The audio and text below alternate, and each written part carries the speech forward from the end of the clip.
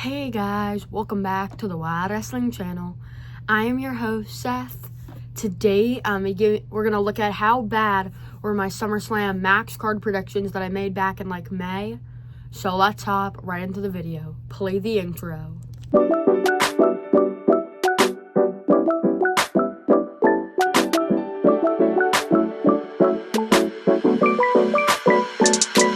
First up, I thought we would see the Street Profits defend their WWE Tag Team Championships against Fraxium. Now, at this point, the Street Profits hadn't lost their titles yet, and Fraxium was on the rise, just joining SmackDown, so I thought this would happen.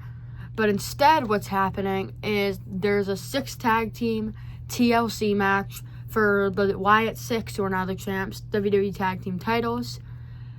They finally got TLC on the card, and this should be awesome. A lot cooler than the match I had, but this is going to be very interesting to see what happens. But yeah, I thought we would see, but both the Street Profits and Fraxium are still involved, but there's 4 other teams in it, and this should be awesome. Next up, I had these 2 matches that I thought you'd see this weird U.S. title tournament. The first one having Aleister Black, Carmelo Hayes, and Andrade in a triple threat, which this tournament would be on night 1, there'd be 2 triple threats, and the next night the winners would face off, and the winner would become the #1 contender for the United States Championship. I don't know really why I put this on there, but I just wanted to get other people on the card, and I thought this would be cool.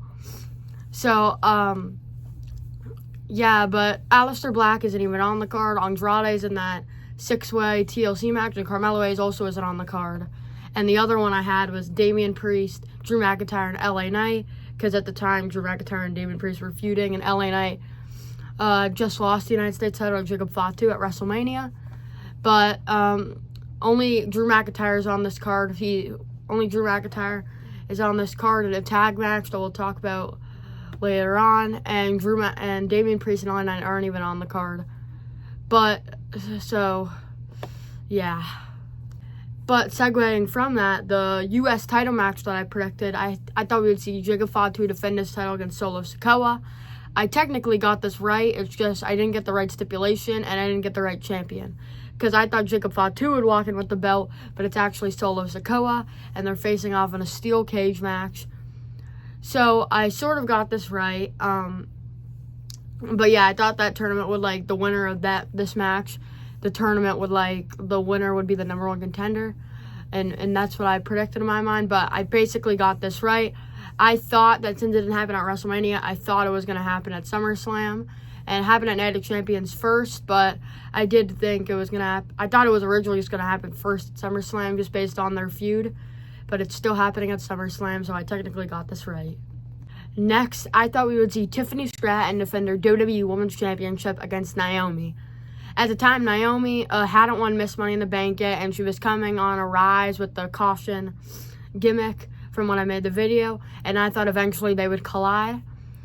I thought eventually they would just end up colliding based on Naomi's rise and Tiffany Stratton remaining with the title, and I thought this had a good chance of happening. They've kind of already mixed a little bit, so I thought they could actually have a good one-on-one match. Instead, what's happening is Naomi's in a triple threat, which we'll talk about later on, and Tiffany Stratton's actually defending her title against a person who Naomi has a lot of history with, Jade Cargill, the Queen of the Ring runner. So this is instead what's happening after Queen of the Ring. Jade Cargill won, and she's on SmackDown, so she's facing Tiffany Stratton for the WWE Women's Championship. So I don't really mind this either. This is kind of a match that we've been hoping for. So either one, in my opinion, I would have been fine with, but I'm excited for this. Next up, I thought we would see Dirty Dominic Mysterio defend his Intercontinental Championship against Finn Balor. Dominic had just won the title when I made this video at WrestleMania, and I thought he would keep the belt for the summer, but I thought Judgment Day was kind of falling apart, and I thought it would eventually culminate at SummerSlam where these two went one-on-one for it. Instead, Finn Balor isn't even on the card because he's doing stuff with the World Tag titles, and Judgment Day is still together. And instead, Dom is defending his title against AJ Styles, who's been waiting for this match because now when Dom was injured, he's been waiting for him to get cleared so that he could defend the title, so that Dom would have to defend his title against him, which will happen at SummerSlam. Which there are 2 great performers. Personally, I thought it would have been cooler to see the Finn and Dom thing, but I'm guessing that's going to happen at some point in the near future. maybe next year's WrestleMania, maybe a Survivor Series. I think it will happen at some point, but I think it is still cool to get AJ on the card. Definitely deserves it in the near end of his career, and it's cool to see Dom and AJ. That'll be a good match. Next up, I really wanted to get Randy Orton on the card, and I didn't really know who to throw him with at that point, but I thought of the lead up to WrestleMania and how he RKO'd Nick Aldis, and I thought over time, if he kept getting on Nick Aldis' nerves, then they could have a match, Nick Aldis and Randy Orton, which I thought could have happened, knowing that Nick Aldis is a former NWA World Heavyweight Champion, and we all thought this might happen at WrestleMania when he had that open challenge. We thought Nick Aldis would answer it, so I thought this would happen. Instead, Randy Orton is teaming up with Jelly Roll to take on Logan Paul and Drew McIntyre in a tag match after feuding with Drew McIntyre and having their match at Saturday Night's Main Event, and Jelly Roll was in his corner, getting Claymored and getting in the face of Logan Paul. All of this is culminating in a big tag match, which has mixed opinions about it, but I think it will be decent, but it's good that they got all these stars on there, and Jelly Roll has a good theme song, so I'm excited to hear that. So yeah, I thought he would face Nick Aldis, but this isn't a bad spot for him. Next up, I thought we would see Women's World Champ Io Sky defend her title against the Queen of the Ring winner, Becky Lynch. So at the time, Io Sky was still the champ, and I thought the Queen of the Ring winner would be Becky Lynch and would go on a SummerSlam to challenge Io Sky in a match that would have been very good. I don't know if we've seen it before or not. I can't fully remember off the top of my head, but I think they would have a good match. Instead, Becky Lynch is facing Lara Valkyria in a no disqualification match for her Women's Intercontinental Championship because she's turned heel now and she's the Women's IC Champion. So she's facing her no countouts, no disqualifications against Lara Valkyria. And Io Sky isn't the Women's World Champ anymore. It's now Naomi who's defending her title against Rhea Ripley and Io Sky in a triple threat for the Women's World title. So, didn't really get this one right. Didn't really predict any of that. But I think knowing their match at Evolution between Rhea and Io, that the triple threat will be good. And no disqualifications can finally end this rivalry between Lyra and Becky. Next up, I thought we would see Jey Uso defend his World Heavyweight title against the King of the Ring winner, Seth Rollins. At the time, I thought he would win King of the Ring and go on to face Jey Uso for the title at SummerSlam. But in reality, this would have been good. They started feuding. They had that one match on Raw that didn't really go as Seth planned. And I thought they could get their rematch here. But in reality, Jey Uso lost the world title on the Raw after Money in the Bank to Gunther. And Seth Rollins is injured now. And we don't know if he's going to return or not. But he's right now off the table, and instead the World Heavyweight title is being defended as Gunther, the new World Heavyweight Champ, is defending his title against CM Punk. And in a good match here, CM Punk won the gauntlet match on Raw and is now finally getting a shot at the World Heavyweight title. So this we've actually been waiting for. I thought this could happen like Survivor Series last year. But I'm excited for this because it's something that I think everyone's been waiting for.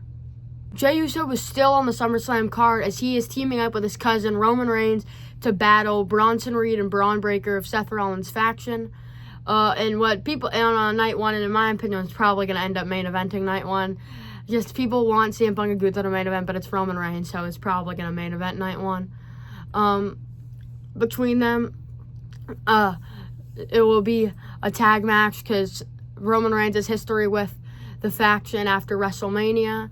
And Jey Uso now has had some problems with the faction too. And with Seth Rollins out, they're going to have a cool tag match here that I think we'll see that will be really interesting here to see how things play out. Like I said, I don't know if Seth would return or not, but we'll just have to see.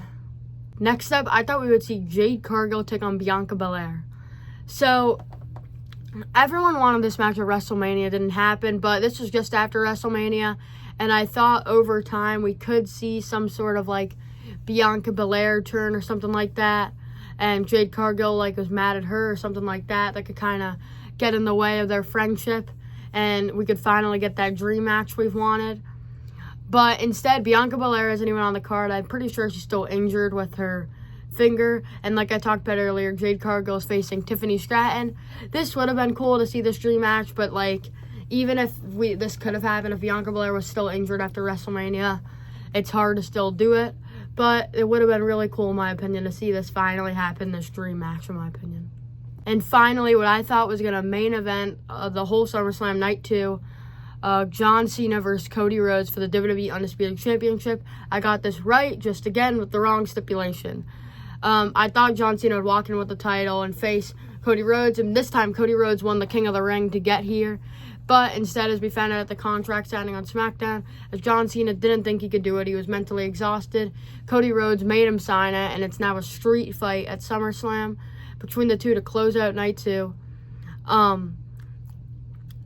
This makes it cooler because I basically got the match we had, but I like how they're adding the street fight into it, so it's not just a copy of the match we had. It's going to be even cooler. We don't even know. We might see a Cody heel turn or something like that. People are speculating about. But I think, and we've seen it by Cody's promo, some people think it's leading to the heel turn.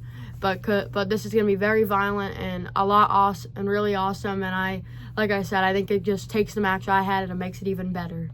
So I'm excited for this. So much for watching. Make sure to like and subscribe. Comment down below if you enjoyed this video and turn on that bell so you get notified whenever I upload a brand new video. And I'll see you guys in the next one. Bye, guys.